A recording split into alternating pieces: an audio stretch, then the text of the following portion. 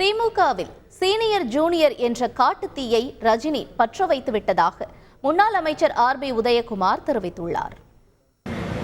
நடிகர் ரஜினிகாந்த் அவர்கள் திராவிட முன்னேற்ற கழகத்திலே சத்தமில்லாமல் ஒரு நெருப்பை பற்ற வைத்திருக்கிறார்.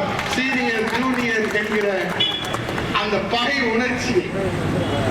ஆகவே நகைச்சுவையை பகைச்சுவையாக மாற்ற வேண்டாம் என்று நீங்கள் அடுக்கு மொழியிலே பேசினாலும் பற்ற வைத்த நெருப்பு இன்றைக்கு எரிமலையாக போய்ந்து கொண்டிருக்கிறது.